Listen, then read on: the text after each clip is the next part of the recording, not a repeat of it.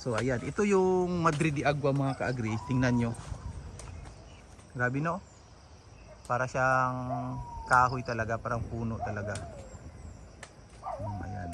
Pwede natin siyang gamitin na pang poste kasi medyo malaki talaga yung niya. Yung kahoy niya, yung puno. Yan, so yung gagawin namin ni Jeffrey, kumuha kami ng sanga, tapos kasi umulan kagabi, medyo malambot pa yung lupa mga ka-agri, so magtatanim kami doon banda. Madali lang naman itanim, itusok lang. Ayan. Excited na talaga kung malagyan ng paddocks dito mga ka-agri. Ayan, napakalinis na. So si Jeffrey nga pala yung na-assign dito sa bukid, dito sa area. Tapos doon sa backyard si Warlito. Pero pag andun si Jeffrey, tumutulong naman siya kay Warlito. Tsaka pag makapasyal si Warlito dito, ayan, vice versa, nagtutulungan sila. Ayan. So ngayon, pupuntahan natin yung kabilang area. May kabilang area pa na may mga puno ng kawayan. Ayan. So yung kawayan, pinutol nila ni Aladin. Tapos ayan, ito yung gagamitin namin na pangbako dito mga kagari.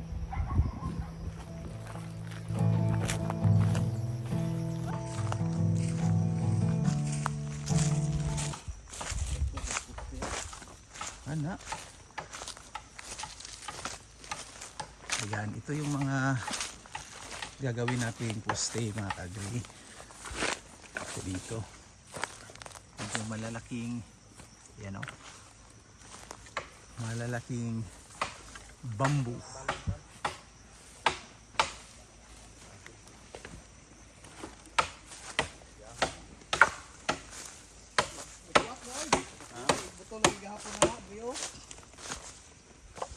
Napit mo si Paan rin. Oh, di lang dyan magkumpiyansa mo. Sipa ni. Wala kayo natutol sa Okay. sipa yun eh. Mas lamang talaga mga ka-agri pag may mga tanim-tanim tayo dito sa bukid. Kaya nito mga ka-agri. Harvest time na tayo ngayon sa mga kawayan. So magagamit na natin.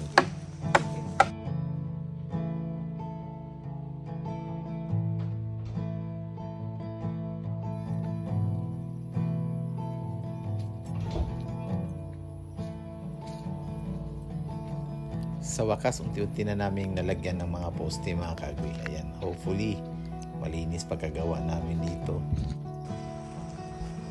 Yan, ito yung nasa likod ng bahay mga ka-agri. Medyo ganda na talaga tingnan basta may bantay tayo. Kasi noon wala tayong nakitang bantay dito. Yan. Dami yung bunga ng rambutan. Puno. So, ito yung papa ni Jeffrey, si Nong Putot. Good morning Nong, may buntag. Hello. Isa. Usog ulan no?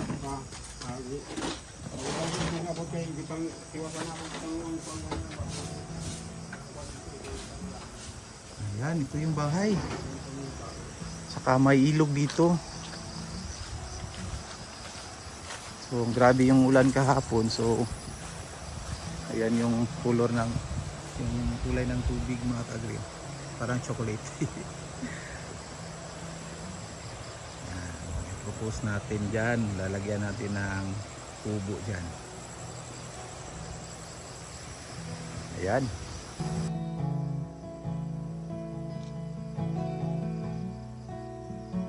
Diba?